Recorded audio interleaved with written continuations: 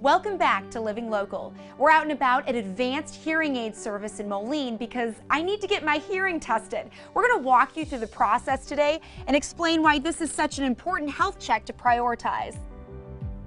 We're joined by Mike Roush with Advanced Hearing Aid Service. Okay, so first of all, why is it important, Mike, to get our hearing tested?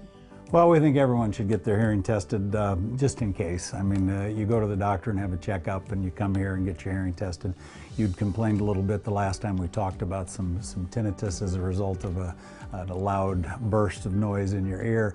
And so it just doesn't hurt to get it checked. We don't expect to find any problem with you this morning, but you never know. So we thank you for coming in. We got some information here. We'll get some more as we go along.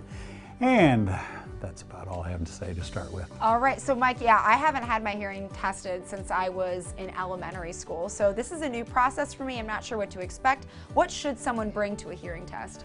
Just your smiling face and a loved one. Most people know whether they have a hearing loss or not. If they have a hearing loss, you want to bring a significant other. We'll explain that probably a little bit later. As a matter of fact, we'll explain all this a little bit later. We're gonna look in your ears and we're gonna give you a hearing test, and then we'll know a little bit more about your specific case. Awesome. Okay, so what's the first step? Well, I'm going to take a look in your ears. Now, I've already glanced in your right ear, so I'm just going to look in your left ear. And it's kind of an impressive, scary thing. This is not, you do not look as good on this camera as you do at the TV studio. So tell me more about the software, the technology you're using. I'm not a computer guy. I don't know anything about the software. Okay. We'll bring somebody in. All I know is it works. What I'm going to do is just stick that in your ear, and we're going to focus that a little bit, and then I don't know how well they can see that at home, but that's your eardrum, or a big portion of it. That's the rear portion of your eardrum, and then you can just see the foot plate of the ossicular chain there, a little white node. And we see no holes or perforations, and we see no earwax, and everything looks fine. We've already looked in her other ear. It would look the same. So if you were checking someone's hearing, and what would be some red flags that something's wrong? Holes or perforations, wax, impaction, are the main things. Wow, okay. And then you can see tumors and all of that. I mean, there can be some nasty things that show up. Just anything out of the ordinary, we send people to the doctor. Got it. So after you check the inside of the ear, then what's the next step? We're going to put you in the refrigerator over there. Ooh, sounds exciting. All right, Mike, time to go into the controlled acoustic environment. So tell me what I'm doing here. You have a seat, and I'm Okay. going to put the headphones on you. I'm going to ask you to raise your hand when you hear tone, even if you barely hear it. We'll test your okay. right ear for a little while, and then your left ear. Now, we're going to leave the door open. Ordinarily, we do make this a soundproof Sure. booth, but for the purposes of this interview, we're going to leave the door open. Okay. Hopefully, you're not claustrophobic. Nope, not at all. So, if you can hear me all right, Yep. you're going to hear tone in your right ear. Can you hear that? Raise your hand.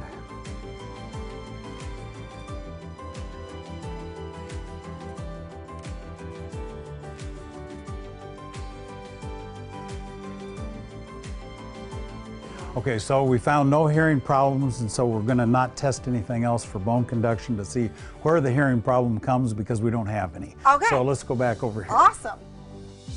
So Mike, can you walk us through the results of the controlled environment? I can. Your hearing is all in the normal range. We're tested for low pitches like this, 250 cycles per second, to high squeaky ones, the human speech range, and everything was in the normal range, although you're not going to win any hearing competitions. I knew that. You do have a little, still in the normal range, but a little high frequency problem, which you'd monitor every 5 years or so, or if you notice any changes in your hearing. But we found no hearing loss, so therefore we didn't need to conduct any further tests about where the hearing loss comes from. We do not recommend you do anything about your tinnitus because of what you told me the other day about how it's under control, hardly ever bothers you.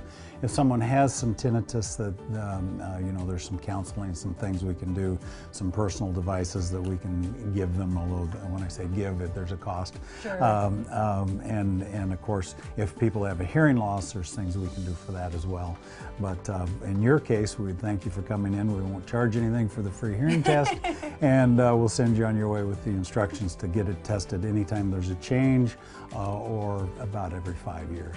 Gotcha. So people should get their testing done every 5 years. Now, who should be getting their testing done?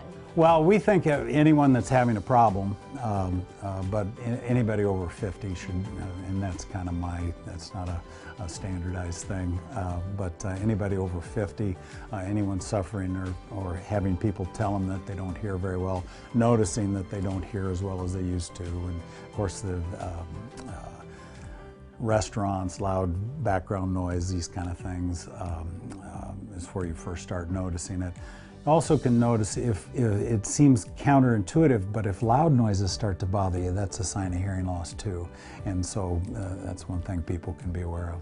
Perfect. Now, as I leave today after knowing that everything is in the normal range, anything that I can be doing proactively to maintain good hearing? Great question. Yes, don't listen to loud noise when they go to the tax layer and they turn that so much, and you have a noise meter that says it's damagingly loud, go complain. We went to the Iowa game the other day, and the crowd was very noisy, 95 decibels.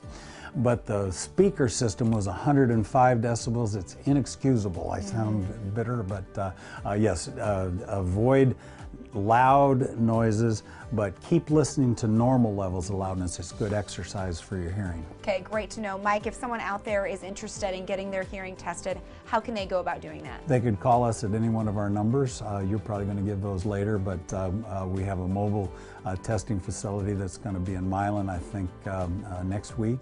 We're in Clinton, DeWitt, and Muscatine in this month, and we're always glad to see them in Bettendorf or here in Moline. Perfect. Well, Mike, thank you so much for letting us stop by and for checking my hearing. I was glad to do it.